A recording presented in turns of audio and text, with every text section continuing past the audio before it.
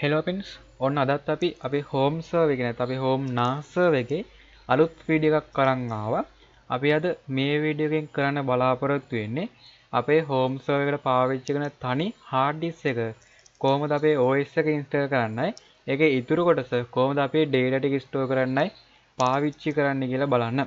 ඒතර මේකට අමතරව අපි කොහොමද මේකේ තවත් කම්පියුටර්ස් එකකට නැත්නම් තවත් ඩිවයිස් එකකට ෆයිල් ෂෙයා කරන්නේ කොහොමද කියලා අපි බලනවා. එහෙනම් අපි වැඩි කතා නැතුව අපේ වීඩියෝ එකට යමු.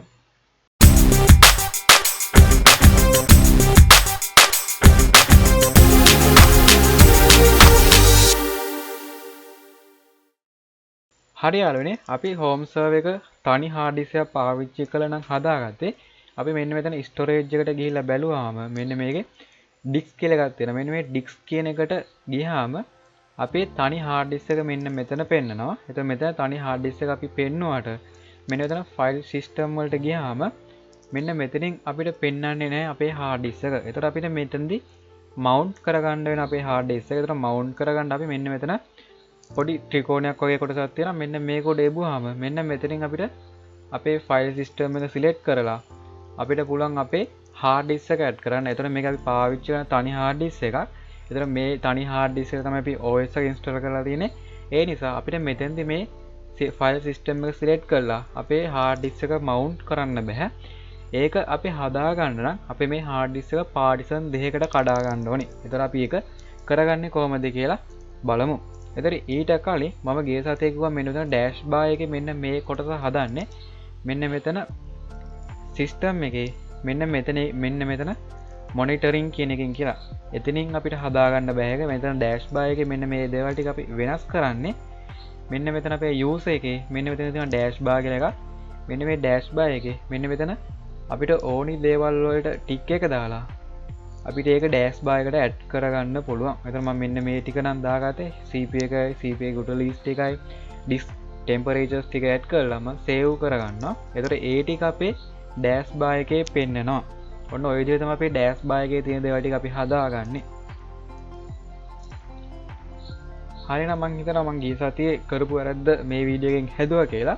එහෙනම් අපි අපේ ප්‍රධාන වීඩියෝ එක ගැන අපේ hard disk එක partition වලට වෙන් කරන වැඩේට අපි යමු.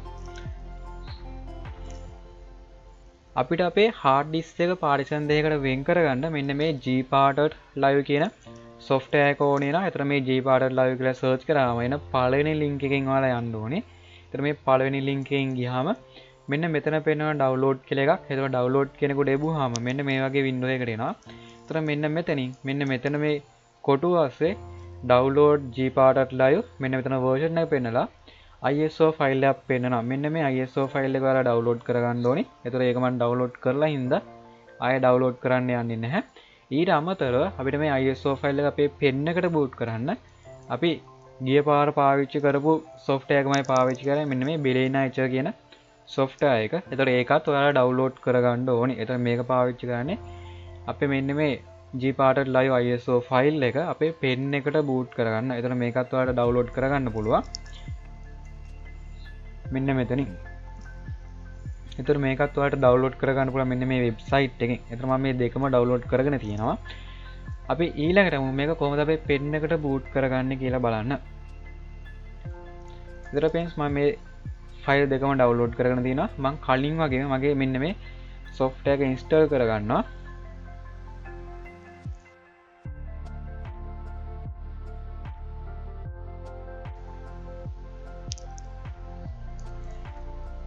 මම software එක open කරගත්තට පස්සේ මෙන්න මෙතන flash file එකෙන් ගිහිල්ලා මගේ ISO file එක select කරගන්නවා. හරි ඊට පස්සේ මගේ pen එක ඔටෝම select වෙනවා. ඒතර මේකටත් ලොකු space එකක් ඕනේ අපේ pen එක. සාමාන්‍යයෙන් 1GB 2GB තිබ්බත් හොඳටම ඇති. මෙන්න එකේ file එක 500 ගාණක් නිසා. ඒතර මම මේක මගේ pen එකට boot කරගන්නවා. මෙන්න මෙතන flash කියන කොට ඔබලා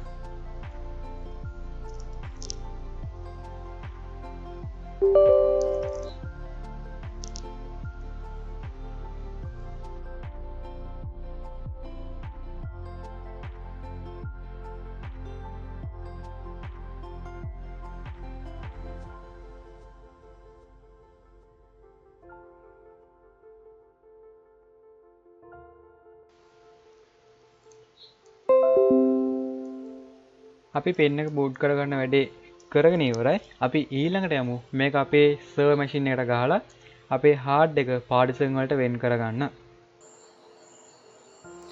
හරි फ्रेंड्स මම මගේ මැෂින් එක සෙට් කරගෙන මගේ බූට් මෙනු එකට ආව F2 කී එක ඔබාගෙන. එතකොට අපි මේකෙදි මේ වැඩේ කරගන්න අපේ මේ සර්වර් මැෂින් එකට මොනිටරයක් ඊට පස්සේ කීබෝඩ් එකයි මවුස් එකයි මේ ඔක්කොම සෙට් කරගන්න ඕනේ. මේ ටික සෙට් කරගන්න අපිට මේ වැඩේ කරගන්න වෙන්නේ. එතන මම බූට් මෙනු එකට ආව ඉස්සෙල්ලාම අපි මේක ඉස්සෙල්ලාම අපේ බූට් කෝඩ් එකේ අපේ පෙන් එක මුලට දා ගන්න ඕනේ. එතන මම කලින් වගේම පෙන් එක මුලට දාගෙන තියෙනවා. ඒක හදාගෙන ඔයාලට පුළුවන් F10 එක ඔබලා මේක සේව් කරලා රීස්ටාර්ට් කරන්න.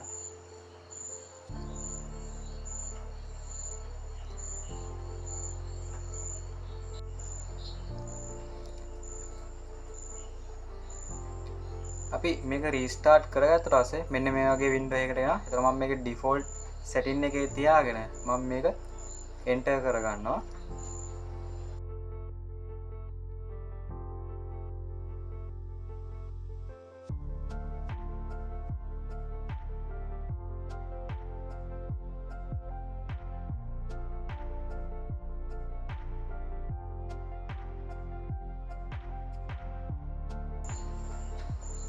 ඊට පස්සේ මම මේක මේ තියෙන එකේම තියලා මම එන්ටර් කරගෙන ඒ කියන්නේ don't touch key map කියන එකේම තියාගෙන මම එන්ටර් කරගන්නවා.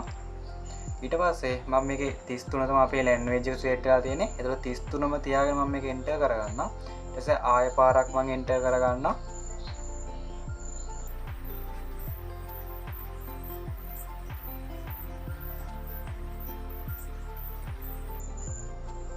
ඒ විදිහට අපි එන්ටර් කරගත්තා ඊපස්සේ මෙන්න මේ වගේ පොඩි වින්ඩෝ එකකට එනවා. ඒතර මම මේ ස්ක්‍රීන් එක මම මෙන්න මෙතනින් ලොකු කරගෙන මේ උඩ තියෙන තිත් තුනෙන් මැද එක ඔබාගෙන මම මේ ස්ක්‍රීන් එක ලොකු කරගන්නවා. ඒතර මෙන්න මෙතනින් පේනවා අපේ හાર્ඩ් ඩිස්ක් එක. ඒතර මගේ මේ 297 GB තියෙන හાર્ඩ් ඩිස්ක් එක තමයි මේ පෙන්වන්නේ. ඒතර මම මේ හાર્ඩ් ඩිස්ක් එකේ මෙන්න මේ කොට උඩ සිලෙක්ට් කරලා මෙන්න මෙතන උඩ අයිනේ තියෙනවා resize move the selection partition කියලා. ඒතර මෙන්න මේක උඩ ඔබලා මෙන්න මේ වගේ වින්ඩෝ එකක් එනවා. එතන මෙන්න මේ වින්ඩෝ එකේ මෙන්න මෙතන ඉඳලා මෙන්න මේ ඊතලේ එහාට මෙහාට කරලා අපිට පුළුවන් මේකේ පාර්ටිෂන් එක වෙනස් කරගන්න. එතන මම මේකේ මගේ හાર્ඩ් ඩිස්ක් එක කියන්නේ මගේ හાર્ඩ් ඩිස්ක් එකේ තියෙන OS එකට මම සාමාන්‍ය GB 15ක් වගේ වෙන් කරනවා. ඒ GB 15 මගේ OS එකටයි. එතනින් ඉතුරු වෙන අනිත් ටික මගේ data ටික ස්ටෝර් කරගන්න අනිත් දේවල් වලට මම පාවිච්චි කරනවා. එතන මම මේක GB 15ක් වෙන්න කඩා ගන්නවා. මම මෙතනින් GB 15ක් කඩා ගන්නවා. 15යි 360 GB 15ක් වෙනවා මම කඩා ගන්නවා. මෙන්න මෙතන resize move කියන කොට ඔබා ගන්නවා. ඊට පස්සේ මම මෙන්න මෙතන unlocated කියලා තියෙන මෙන්න මේ කොටස select කරලා මෙන්න මෙතන අයිනේ තියෙනවා create new partition කියලා පොඩි කොටසක් මෙන්න මේක උඩ ඔබනවා. එතන මේක උඩ ඔබලා මම මේක add කරගන්නවා.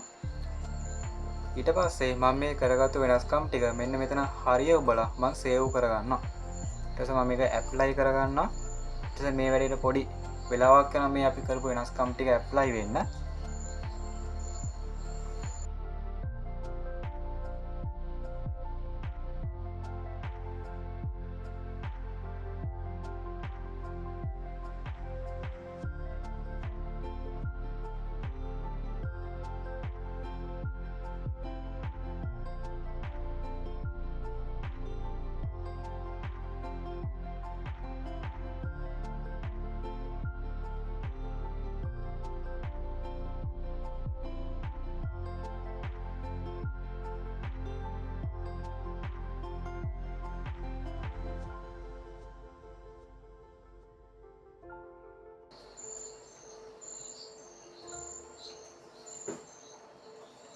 හරි फ्रेंड्स අපි පාර්ටිෂන් වෙන් කරගන්න වැඩේ කරගෙන ඉවරයි. එතන මම මෙතන save detail කියලා මේක ඕන save කරගන්න පුළුවන්. එතන මේක save කරාට වැඩක් වෙන්නේ නැහැ.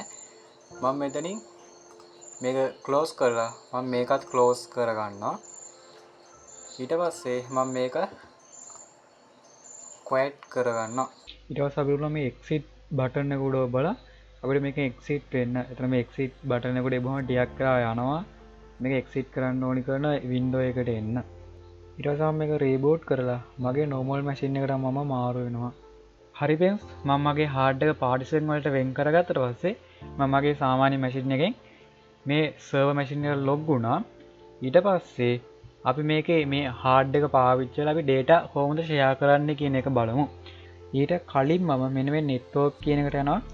ඔයාලට මතක ඇති අපි ගිය පාර වීඩියෝ එකකින් මෙන්න මෙතන network එකේ තිබ්බ එක static එකෙන් අපි DHCP වලට වෙනස් කරා. ඒතර මේ දෙකේ වෙනස තමයි අපි DHCP නම් මෙතන method එක දැම්මේ අපේ server එක on off කරන වාරයක් ගානේ අපේ IP address එක වෙනස් වෙනවා. එතකොට අපි එකපාරක් log වෙන්නේ මෙන්න මෙතන 164 කියන IP එකෙන් නම් අපේ server එක off කරලා ආයෙ on කරනකොට මෙන්න මේ IP එකෙන් අපිට log වෙන්න බෑ. අපේ IP එක change වෙනවා. එතකොට මේක සමහර routers වලින් මේ DHCP එකට දෙන IP එක මතක තියාගන්න. එතකොට ඒ වගේ වෙලාවකදී නම් අපිට ආයෙ අපේ මේ IP එක change නොවි එකම IP එක දිගටම පාවිච්චි කරන්න පුළුවන්. ඒ විදිහට අපේ router එකෙන් මේ IP එක මතක තියාගන්නේ නැත්නම් මේ විදිහට අපේ IP එක වෙනස් වෙනවා. අන්න ඒ වගේ වෙනස් වෙනවා නම් ඔයාගේ server එකේ IP එක ඔයාලා මේක static වලට මාරු කරගන්න ඕනේ. එතන මේ static තිබිලා මම DHCP වලට දාගත්තේ අපේ සමහර වෙලාවට අපි මේක අප්ඩේට් දානකොට එහෙම නැත්නම් අපේ plugin add කරනකොට network loss වෙනවා. ඒ නිසා තමයි මම DHCP දාගත්තේ. එතකොට මේ static කියලා කියන්නේ මේකෙදී අපි මෙතනට දෙන IP එක අපිට මේ server එක තියෙන තාක්කල් අපි server එක පාවිච්චි කරන තාක්කල් දිගටම පාවිච්චි කරන්න පුළුවන්. මේ IP එක change වෙන්නේ නැහැ. ඒ වුණාට සමහර වෙලාවට අපි මේකේ upgrade දානකොට එහෙම නැත්නම් plugin add කරනකොට connect lost වෙනවා. නැත්නම් අපේ network lost එකක් එනවා. අන්න ඒ නිසා තමයි මම මේකේ DHCP වලට දාගත්තේ. ඔයාලා DHCP එකට දාගෙන ඔයාගේ IP එක change වෙනවා නම් හැමෝලෙම මේක change වෙනවා නම් ඔයාලා ඒක static එකට මාරු කරගන්න. static එකට මාරු කරගෙන මෙතන IP address එක ඔයාලට කැමති එකක් දෙන්න පුළුවන්. සාමාන්‍යයෙන් නම් අපි 192යි 168යි 8යි ඔයාලට මෙන්න මෙතනට දෙන්න පුළුවන් ඕනිම එකක්. මම 124 කියලා දෙනවා. 124 එතන මෙතන net marks එක ඔයාලා දෙන්න ඕනි 255යි 255යි 255යි බිංදුව කියලා. එතන මෙන්න මෙතන gateway එක ඔයාලා දානකොට අනිවාර්යයෙන්ම මෙන්න මෙතන address එක දෙනවනේ. මෙන්න මෙතන address එකට වඩා අඩු එකක් තමයි මෙතනට gateway එක විදිහට දාන්න ඕනි. එතන මම මෙතන දෙනවා 192යි 168යි 8යි 1 කියලා. ඒතර ඔයාලා හිතන්නකෝ මෙතන 192යි මෙන්න මේක දීලා අන්තිමට දෙනවා ඔයාලා 56 කියලා. ඔයා මෙතන address එක දෙනවා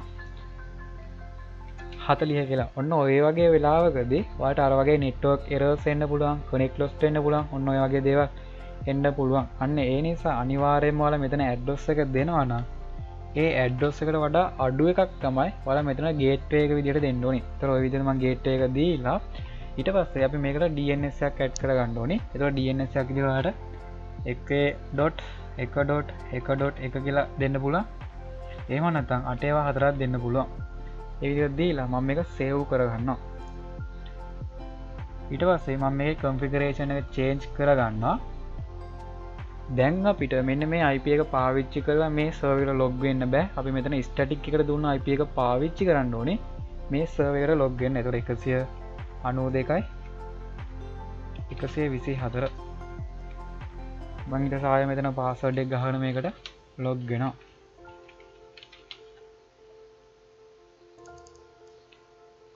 එතකොට ඔයාලගෙත් මේ විදිහට DHCP දාලා මේ විදිහට හැම වෙලේම IP එක change වෙන්නේ නැත්නම් ඔයාලා DHCP එකේම තියාගන්න. static වලට දාන්න ඕනේ නැහැ. මොකද අපි static වලදී එන errors ටික අපිට DHCP එකෙන් මග හරව ගන්න පුළුවන්. මම මේක ආයෙ මගේ කලින් තිබ්බ එකට මම දා ගන්නවා. DHCP එකට මම මේක වෙනස් කර ගන්නවා.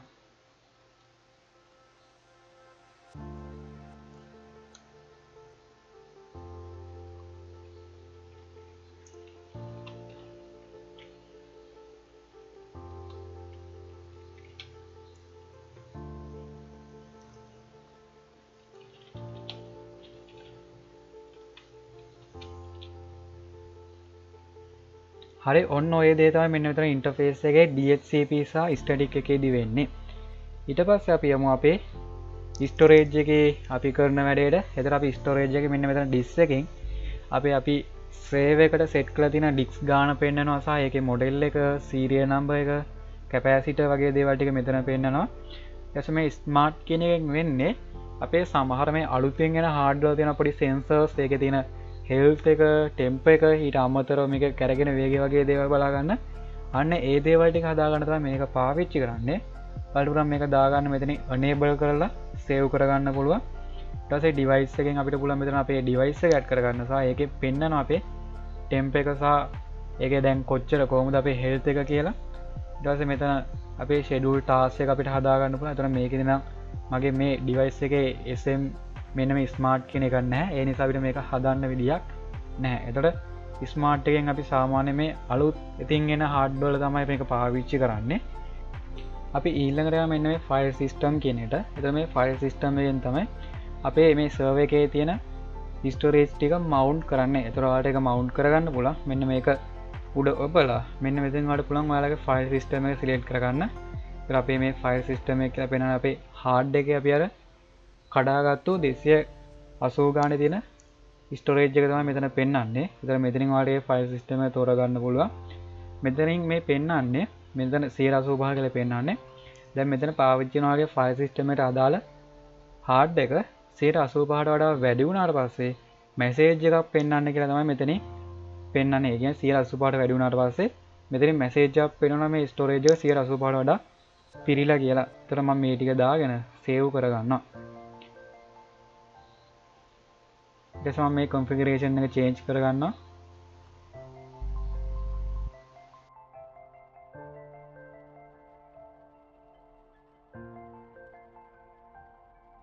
අපි අපේ ස්ටෝරේජ් එක මවුන්ට් කරගත්තට පස්සේ මෙතනින් අපේ ස්ටෝරේජ් එකේ තියෙන ගාන පෙන්නනවා. එතන අපි මෙතනින් දැන්ට යූස් කරලා තියෙන ගාන පෙන්නනවා. මේක මවුන්ට් කරලා කියලා පෙන්නනවා. එතන මෙතන රිෆරන්ස් කියන අපි මෙතන වෙන ෆයිල්ස් වගේ දේවල් මේකට ඇඩ් කරනවා, පර්මිෂන් කරන වගේ ඒ වගේ දේවල් ඇඩ් කරලා තිනවා. මෙතන රිෆරන්ස් කියන එක පෙන්නනවා. හරියක් දාලා මෙතන ස්ටේටස් එක පේනවා දැන් මේක ඔන්ලයින් තියෙන කියලා. ඊට පස්සේ අපි යනවා ෂෙයා ෆෝල්ඩර් එකට. ඊතර මේ ෂෙයා ෆෝල්ඩර් එකෙන් තමයි අපි ෆෝල්ඩර්ස් ක්‍රියේට් කරගන්නේ. ඒතර වෙන යූසර් කෙනෙක්ට ෆෝල්ඩර්ස් යවන නම් ඒ යවන ෆෝල්ඩර්ස් ක්‍රියේට් කරගන්නේ. අපි data දාන්න ඕනි කරන ෆෝල්ඩර්ස් මෙන්න මේ වගේ ෆෝල්ඩර්ස් ක්‍රියේට් කරගන්නේ මෙතනින්. ඒතර අපිට මෙතන ෆෝල්ඩර් එකක් ක්‍රියේට් කරගන්න පුළුවන්. මෙන්න මෙතන ප්ලස් ලකුණ උඩ ඔබලා මෙන්න මෙතනට ඔයාලට කැමති නමක් දෙන්න පුළුවන්. එතන මම මෙතනට දෙනවා ටෙස්ට් කියලා. तर මෙතනින් වල ෆයිල් සිස්ටම් එක සිලෙක්ට් කරගන්න පුළුවන්. तर මෙතන රිලේටිව් පාත් එක කියලා කියන්නේ මේ ටෙස්ට් කියලා හදාගන්න ෆෝල්ඩර් එකට ඩිරෙක්ට් ඇක්සස් කරන්න පාවිච්චි කරන නම. ඒතකොට මෙතන කැමති නම් වෙන නමක් දෙන්න පුළුවන්. මම මේ නමම පාවිච්චි කරනවා. ඊට පස්සේ මෙතනින් වල පර්මිෂන් ටික හදාගන්න පුළුවන්. ඊට මම මේක එවුරියන් කියලා දෙනවා. දීලා මම මේක සේව් කරගන්නවා.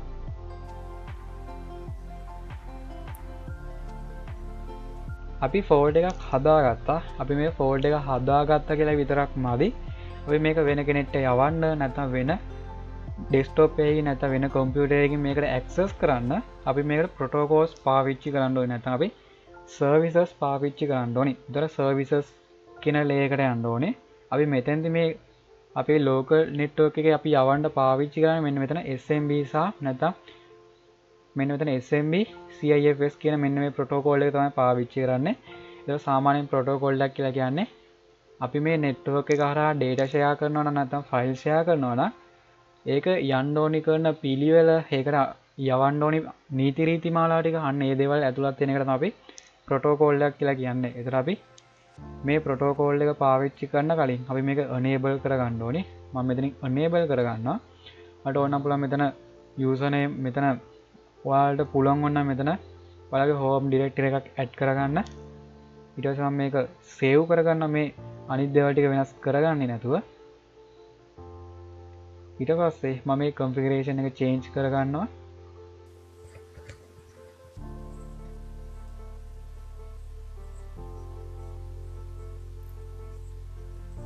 හරි මෙතනින් අපේ SMB එක enable කරගත්තා. ඉතින් අපි මේක access කරන අපේ folder එක අපි හදාගත්තු folder එකට access කරගෙන අපි file එකක් හදා ගන්න ඕනේ.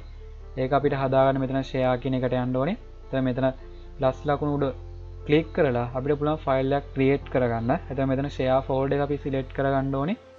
ඒක ඕන නම් ඔයාලා මෙතන comment එකක් දෙන්න පුළුවන්. එතන මෙන්න මෙතන public කියන එක මම guest වල දෙනවා. එතන මේක no කියලා තිබ්බොත් ඔයාලට මේ file එකට නැත්නම් මේ folder එකට access කරන්න username password පාවිච්චි කරන්න ඕනේ. අපිට ඒ විදිහට ඕනේ නැත්නම් මෙතන guest hello කියන එක දෙන්න පුළුවන්. මම guest hello කියන එක දුන්නා. ඊට පස්සේ මම මේක save කරගන්නවා. මම මේක change කරගන්නවා.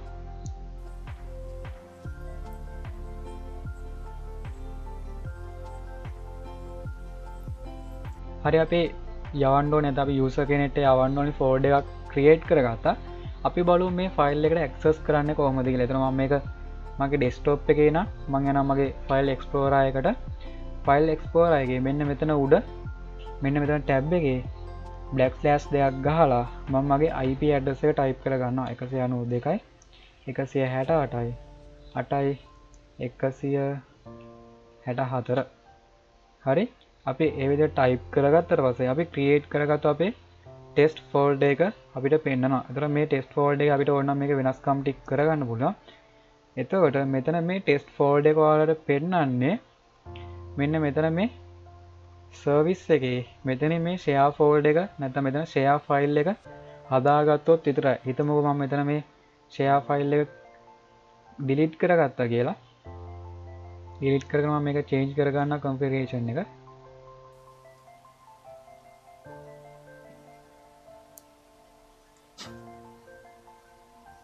අපි මෙතනින් දැන් අපේ folder එකට access කරන්න ඕනේ file එක අපි හදලා නැහැ. ඒ විදිහට අපි හදාගෙන මෙතනට ගිහලා අපි මේක refresh කරොත් මෙතනින් අපිට username password එකක් ඉල්ලනවා මේ අපේ server එකට log වෙන්න. අපේ අර file එක පෙන්වන්නේ නැහැ. ඒතර අපි මෙතන user කෙනෙක් හදලාත් නැහැ. ඒ නිසා අපිට මේක පාවිච්චි කරන්න බෑ මේ වෙලාවේදී. අපි අනිවාර්යයෙන්ම අපේ folder එක වෙන කෙනෙක්ට යවනවා නම් මෙතන මේ share folder එක අපි create කරගන්න ඕනි. ඉතින් මම මේක ආයෙ create කරගන්නවා.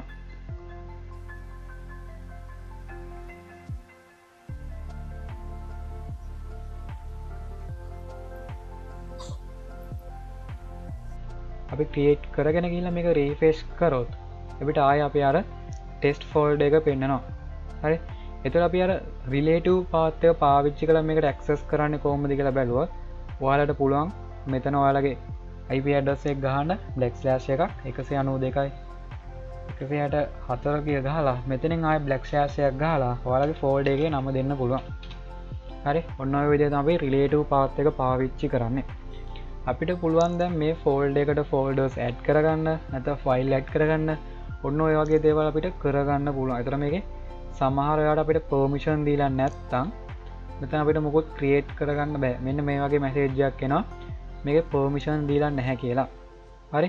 ඒතර මේ විදිහ අපිට file share කරගන්නකොට මේක පොඩි risk එකක් තියෙනවා. මොකද මේක secure කරලා නැහැ. නැත්නම් අපි මේකට username password දීලා නැහැ මේ folder එකට log වෙන්න. අපි ඒක හදාගන්න ඕනේ මේ folders share කරනකොට. අපි ඒක හදාගන්න මෙන්න මේ user කියන එකට යනවා. user කෙනෙක්ට ගිහිල්ලා මෙන්න මෙතන users කියන එකට යන්න ඕනේ. එතන මෙතනින් අපිට පුළුවන් user කෙනෙක් create කරගන්න. මෙන්න මෙතන plus ලකුණු උඩ ඔබලා create කියන එකට යනවා. එතකොට ඔයාලට පුළුවන් මෙතනින් නමක් දෙන්න. මම test කියලා දෙනවා. ඕනනම් email එකක් දෙන්න පුළුවන්. ඊට මෙතන password එකක් ගහන්න ඕනේ. ඔයාලට කැමති password එක මෙතනට type කරගන්න පුළුවන්. ඊට මේක group කරගන්න කොහොමද කියලා කියන්න ඕනේ. ඊට මම group කරගන්නවා මේක user කියලා දාලා ඕනනම් SSS කියන එකක් දාගන්න පුළුවන්. ඒ දාගෙන මම මේක save කරගන්නවා.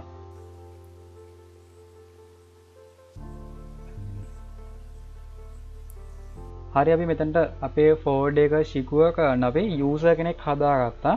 එතකොට මේ folder එක තවත් secure කරන්න ඕන නම් ඒ කියන්නේ මේ folder කෙනෙක්ට access කරන username password දෙන්න ඕනි නම් ඔයාලට මෙතන share ගියා. share එකේ මෙන්න මෙතන guest allow එක ඔයාලට ඕන නම් no කියලා වෙනස් කරගන්න පුළුවන්. එතකොට no කියලා වෙනස් කරගත්තට පස්සේ අපේ මේ folder එකට access කරන්න පුළුවන් වෙන්නේ මේ username password දන්න කෙනෙක්ට විතරයි.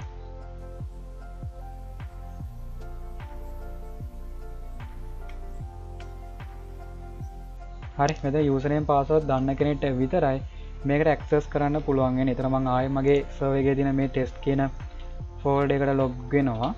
ඒතර ඒ විදිහට type කරාට පස්සේ මෙන්න මේ වගේ අපිට username password ඉල්ලනවා. ඒතර අපි මෙතනට දෙන්න ඕනේ අපි user හදාගන්නකොට පාවිච්චි කරපු username එකයි password එකයි. හරි ඔන්න ඔය විදිහට අපිට මේකට log වෙන්න පුළුවන්. දැන් අපිට පුළුවන් මේකේ folders create කරගන්න. ඔන්න ඔය විදිහට. නැත්නම් අපිට මේකට ෆයිල් ඇඩ් කරගන්න පුළුවන්. දැන් ඕන නම් මම මේකට පිච් එකක් ඇඩ් කරගන්නවා මේ ෆෝල්ඩර් එකට. ඔන්න ඔය විදිහට අපිට ෆෝල්ඩර්ස් එක ෆෝල්ඩර් එකට ෆයිල් නැත්නම් තව ෆෝල්ඩර්ස් ඇඩ් කරගන්න පුළුවන්. හරිය. අපිට දැන් මේකේ යූසර් කෙනෙක් නැතුව මේකට ලොග් වෙනවා නම් හරි. දැන් මම මෙතන යූසර් කෙනෙක් නැතුව මෙතන guest allow දුන්නාට පස්සේ අපිට මෙතන මේ දේ වෙනස් කරගත්තට පස්සේ අපිට මේකට ලොග් වෙන්න යූසර් නේම් පාස්වර්ඩ් ඕනි වෙන්නේ නැහැ. ඒතර මම ආයෙත් මේකට ලොග් වුණොත් අපිට කලින් වගේ යූසර් නේම් පාස්වර්ඩ් නැතුව ලොග් වෙන්න පුළුවන්. ඒතර ඔය විදිහට තමයි අපි මේකේ ෆෝල්ඩර්ස් ක්‍රියේට් කරගන්න නිසා ඒවා ෂෙයා කරන්නේ. එතකොට සමහර වෙලාවට ඔයාලා මෙතන මේ දේවල් ටික දීලා මේකේ ෆෝල්ඩර්ස් ක්‍රියේට් කරගන්න බැරි නම් මෙතන මේක ෆෝල්ඩර් ක්‍රියේට් කරගන්න බෑ.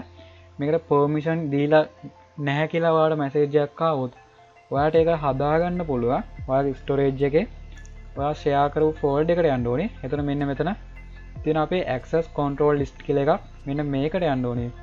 ඔයාලට පුළුවන් මේකේ පර්මිෂන් ටික වෙනස් කරගන්න. එතකොට ඔයාලට මේකේ පර්මිෂන් එක මෙතන read write දෙන්න පුළුවන් ඕනර්ට. එතකොට group user කෙනෙක්ට දෙන්න පුළුවන් මෙතන. මේ විදිහට ඔතන මේක වෙන කෙනෙක් නම් යූස් කරන්නේ මෙන්න මෙතන read write කියලා දුන්නොත් අර permission නැහැ කියලා මැසේජ් එක හදාගන්න පුළුවන්. ඒතර මේකේ permission ටික හදාගන්නේ මෙතනින්. ඒතර මම මේක save කරගන්නවා ආයේ. ඒතර ඔන්න ඔය විදිහට තමයි අපි මේකේ folders create කරන්නේ සහ ඒවා share කරන්නේ වෙන කෙනෙක්ට. ඒතර මම හිතනවා මේ වීඩියෝ එකේදී ඔයාලට පැහැදිලි කරපු දේවල් තේරුණා කියලා. සහ ඔයාලට ප්‍රශ්න මොන හරි තියෙනවා නම් කමෙන්ට් එකක් විදිහට දාන්න. මම ඒකට රිප්ලයි එකක් දාන්නම් ඔයාලට අනිවාර්යයෙන්ම. එතකොට අපි ඊළඟ වීඩියෝ එකකින් කතා කරනවා කොහොමද මේකට මූවීස් ඇඩ් කරන්නේ, ඒවා කොහොමද ස්ට්‍රීමින් කරන්නේ, ඒ වගේම මෙතන සිස්ටම් එකේ තියෙන මෙතන ප්ලගින්ස් වල තියෙන මොනවාද, මේවා ඇඩ් කරගත්තාම මේකෙන් වැඩ කරන්නේ කොහොමද, ඔන්න වගේ දේවල් වගේම මේකේ තව පොඩි කන්ෆිගරේෂන් වගේක් කරගන්න තියෙනවා. අන්න ඒ දේවල් ටික කරගන්නේ අපි ඊළඟ වීඩියෝ එකෙන්. එහෙනම් අපි ඒ වීඩියෝ එකෙන් හම්බෙමු. හැමෝටම සුබ දවසක්.